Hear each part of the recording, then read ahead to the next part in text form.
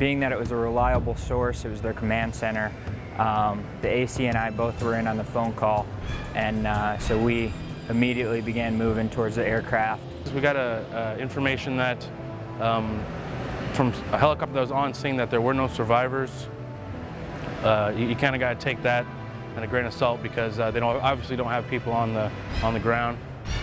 Once on scene, the HH-65 crew surveyed the devastation below and debated whether or not to send the swimmer down for a closer look.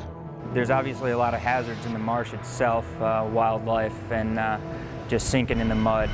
A lot of harsh environment type situation. On top of the fact that with a helicopter crash there's going to be a lot of fuel and other hazardous waste. As a crew we came together and decided that we got to have Aaron down there just to check, just to make sure that in fact there were no survivors. Petty Officer Harvey actually said, if we leave without checking this out, there will be a lot of what ifs. With the decision of the crew finalized, Harvey was lowered down into the marsh to survey the damage and look for survivors, no matter how slim the chances. He was going around and checking underneath things, looking around, and then as soon as I saw him working to pull somebody from under wreckage and in the water, that's when we knew he found somebody.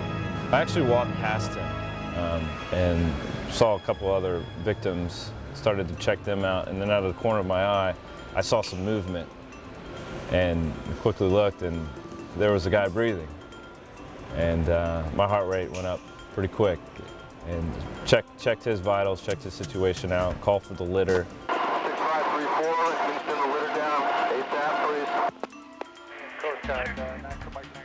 Did he say basket? Send the litter, he said. Did you say send the litter? Roger. With litter, recommend litter. Request litter, please. Seen a couple helicopter crashes and they've never been favorable, so when he called for the litter, it was exciting that there may actually be somebody who had survived the crash. Obviously got a pulse.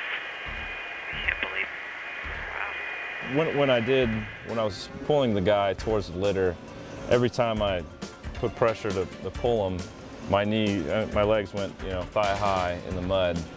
So I had to lean back and wedge myself out of the mud and get back under there and pull him again.